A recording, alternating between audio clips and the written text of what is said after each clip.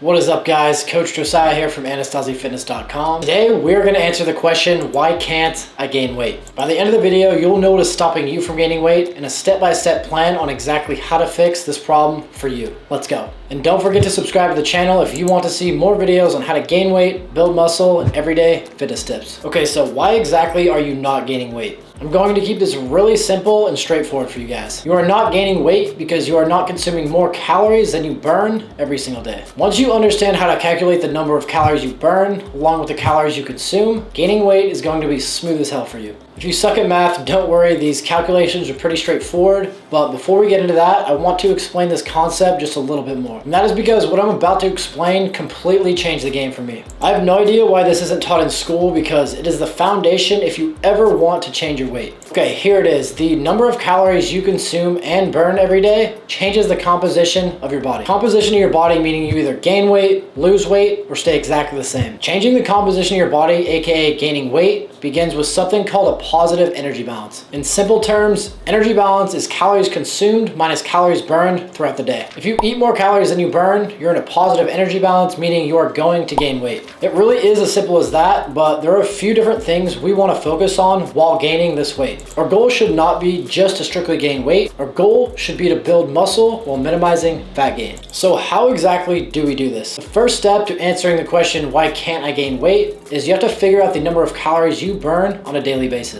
This depends on a lot of different variables, and I'm not going to put you to sleep explaining each one. Instead, I'm going to show you a calculator you can use online to figure it out instantly. Okay, so go to tdecalculator.net and plug in your gender, age, weight, height, and activity level. You can also add your body fat percent if you know it, but it's not required. Click calculate and boom, there it is, the number of calories you burn. There's a link in the description below to this calculator, so give that a check out after the video. All right, now we know how many calories we burn on a daily basis, so how much should we eat? We only want to eat slightly above this. A good rule of thumb to follow is roughly 10 to 15% above this number, or if you don't like doing math, 250 to 500 calories above this number. Keeping your calorie intake slightly above the number of calories you burn will maximize the muscle building effect you get from food while minimizing fat gain. I'm sure you have heard of the term dirty bulk. If you haven't, it's the belief that eating everything in sight is the best way to build muscle and gain weight. You should be consuming far more than 500 calories over the number of calories you burn. And let me tell you, this is a horrible approach. It doesn't lead to any additional muscle gain. The extra calories consumed go directly to gaining fat.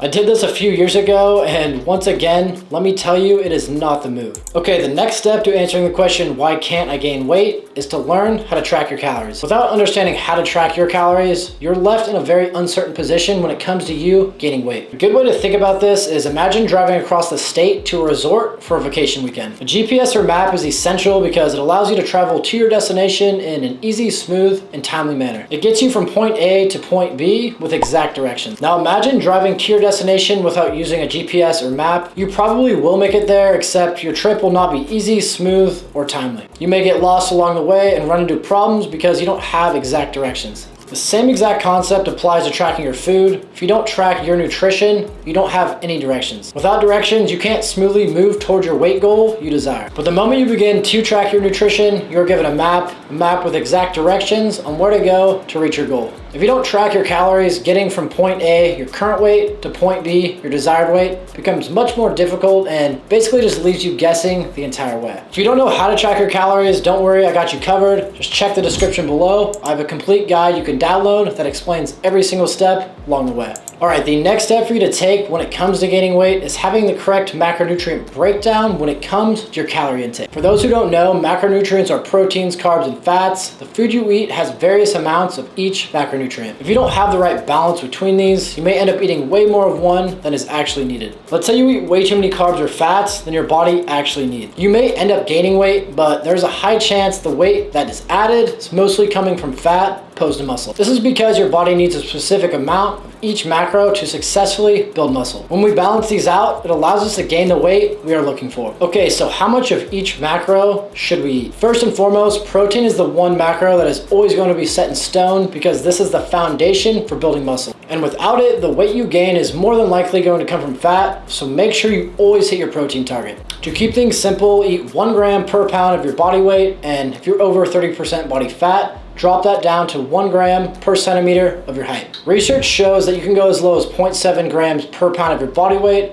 and still see the same results, but I like to just keep things simple and stick to 1 gram per pound. As for your fat intake, shoot for about 0.3 to 0.4 grams of your body weight, with the rest of your calories coming from carbs. These numbers are not set in stone because your food preferences for carbs and fats may be different from these ranges. What I mean by that is the ranges I just referenced are for a higher carb diet, which is shown to have a slight benefit in performance during workouts compared to a high fat diet. And that is why I generally recommend a higher carb diet when it comes to building muscle.